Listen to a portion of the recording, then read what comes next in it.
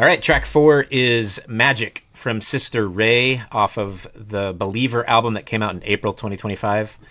Sister Ray is Ella Coyes. I'm not sure if I'm saying their name correctly, from Toronto. Sister Ray, I don't know if either of you all know that reference. Apparently, it's a Velvet Underground song, and Coyes chose the name as a nod to the Velvet Underground's spirit of freedom and embracing intense, indescribable experiences, which I'm in. Like, we've had Velvet Underground obviously a couple times, and the influence of that band to have it come in as a artist name, I think is super cool. I cannot remember exactly where I first heard Sister Ray in this album, but it grabbed me, and it's been, definitely one of those on repeat. And the warmth of the album comes across right away when this track starts. This is the third track on the album, Believer, but the very first track is the same way.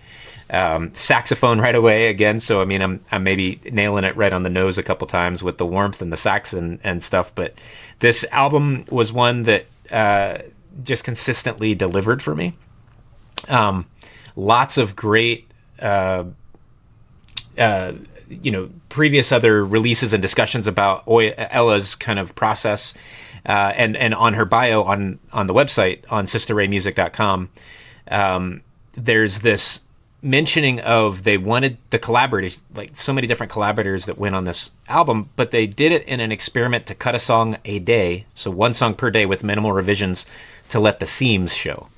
And I just read that last night, so I have to go back and re-listen to the whole album thinking about that. But I feel like the metaphor of letting the seams show, letting sort of the, not trying to make it look perfect, not have like your social media be unreal. Like, this is real life kind of thing. Like, people want to curate a certain way to say, like, this is my perfect family, this is my perfect life. And it's like, no, this is just, there's a realness to that. And I think the music has an authenticity to it that I love in that context. The website's great too, that has the bio says, at some point you confront the fact that you've evolved into the person you'll be forever. Which you could go in a lot of different ways of what that feels like. But for this musician and this songwriter, that's the I guess the motive or the feeling or the theme. It's an album that I just kept spinning. I think the layering of different, there's some slide steel in there as well, which was a theme in a lot of the other music I listened to. I don't know if slide steel featured in Friendship at all, but those different accompaniments in this kind of music, I think, feels purposeful, yet also feels experimental in a way that things pop in, things go away. It's not like a consistent, like, one track that's these four instruments and that's it. So there's always something new to kind of hear on it. There's xylophone that I wrote down as well as I went into my notes. I think the way Believer in this whole album featured for me is this, like, discomfort yet kind of realization of that. The choruses are so strong, and this one is a very positive one. It's almost like the song was kind of getting to that chorus of the rhyming of magic and tragic, yet it's so much deeper than that. I love the way the song ends of, like, I'm not afraid of anything, and the chorus kind of ends of that there's just such a strength to that. And I was just pulled in from the beginning. Sister Ray has other couple albums that are worth checking out. The one beforehand, I kind of went backwards. And I think that Toronto, I didn't know Saya Gray was from Toronto, so 2 Canadian artists right away in the first 4 songs is pretty cool.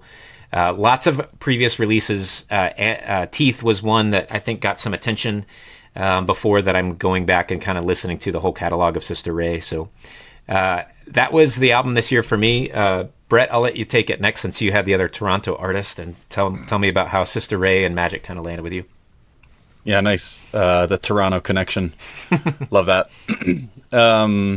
Yeah, this album will sit in the category of one of the introductions from Grant that will sort of live in the archives of an album I can pull out for either dinner music background or like driving across the country, or, I mean, it's really beautiful music that feels easy to listen to, and the lyrics feel poignant and interesting enough that I want to listen to it again and I want to understand what they're saying.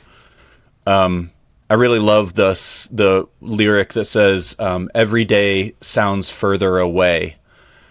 Just that, the poetic nature of those 5 words together feels really like I could unpack the poetry just in that a lot, because she's mixing time with space, and she's talking about the link between them, between a day and further away being sounds. So like how we listen to time and space just is like, okay, that is music. That is like what music is listening to time and space. So all that felt awesome. I love the sax. It definitely feels warm, like you said.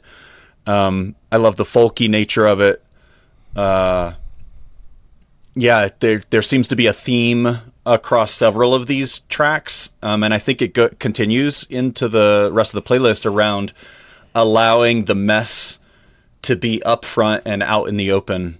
And that's some of what you talked about, and I think that does feel like, again, part of the zeitgeist of 2025 is we're living messy lives. Let's stop trying to present our lives as perfect. Like what seems to be in vogue right now is saying, no, my life's a mess. I've got a lot of challenges that I'm facing. Let me be upfront about that. Let's connect. Not about staying in the mess, but more that it's okay to be messy. It's okay not to be okay right now. It's okay. Like there's a lot of things going on in the world and we're confronted with them through the use of social media and the noise of the news and all kinds of things that, I don't know. I've done a lot more of like dialing back my focus on external worldly events and dialed back to just looking at like what's right here, what's important to my family members, what's important to my neighbors, what's important to the people who are in the room with me right now, today and tomorrow. So those seem like important themes to name. I'll also give an honorable mention. There's a band called Men I Trust that had an album released this year, and this one has a similar vibe. They didn't make it to my top 5, but I was really pleased to get an album like Believer in here from Sister Ray, and yeah, really thrilled to be introduced to a new artist like this. Thanks for that.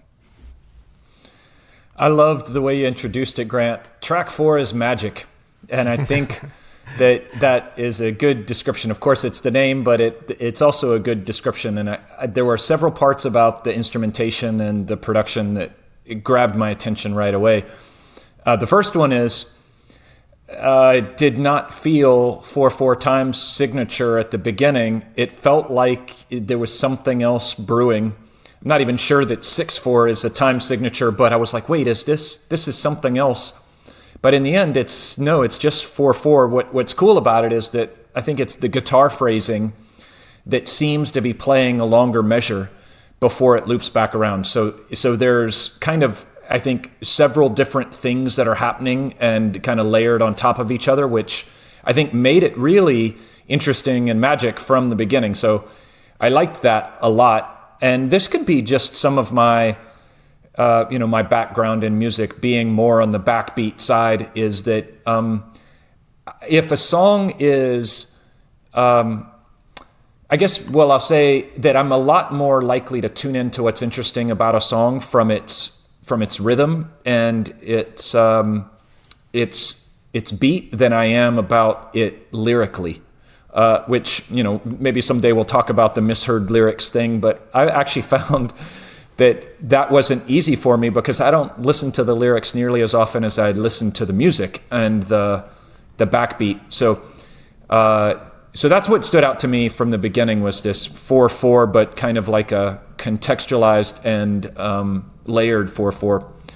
The down tempo is nice, and just the overall instrumentation. And then I like that it's kind of raw. It's not overproduced, with kind of some trembling and genuine vocal delivery. So I thought that part was was really nice overall in the song.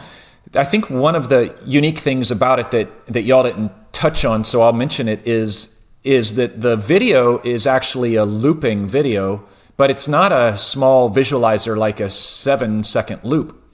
It's actually like a 53-second loop or something like that of some scenes, and then it loops back through, which admittedly took me a few looks, because I think I must not have watched the whole video the first time, but then I'm kind of maybe staring off into the distance as I'm listening to it and stuff, and then I came back and I was like, wait, we've seen that scene before.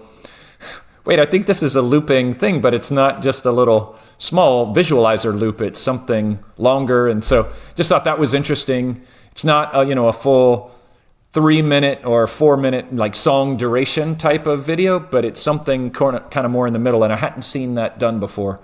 So I thought that was interesting, and overall, I thought it was a really good track, and a band that I wasn't familiar with, but that I like the delivery of it, and like you said, it's something that you've enjoyed from an album standpoint, kind of across the year. So I can definitely see that. It seems like it matches your style and your taste, Grant, sort of substantially. So I can see why it would land on a playlist for best of. Yeah. It's funny you went to time signatures too, because I kind of did the same thing, because it's unique in this song. And I was, Skip wants to learn drums. And so I was talking about in the car, just trying to tap to the beat of whatever song. And we were trying to do it to this song. And I was like, okay, this one's maybe not the simplest one to start with, but there were some times where we were trying to guess the time signature as well. So it's funny that you went there. About the video real quick too. Part of the decision making that I make about what video to post to, I love thinking about it in the new format of having YouTube, that there are opportunities to share maybe live or unique, and we'll have some of those later. For this one, I loved the magic. I loved magic so much that I couldn't quite find, I think Ella plays it live, but as a solo. And I was like, that's great, but I love the whole enveloping kind of production of the song so much that I needed to. So I was happy to find this visualizer. I usually steer away from visualizers because they're maybe so small, but we got a little extra here, like you said, to make it kind of cool. I'll leave you with this one thing before we introduce the song, which is how they describe the song on the website. It's kind of tucked into their bio. I don't know who writes it, if it's Ella or somebody else, but it's just brilliant and really well written. But it says, "Magic is a resolute and joyous Valentine to the self, adorned with victorious horns to match." I think that's a great, succinct summary of the song you're about to hear. This is Sister Ray off of the album Believer from April this year. This is Magic. This is magic. This is magic. Yes.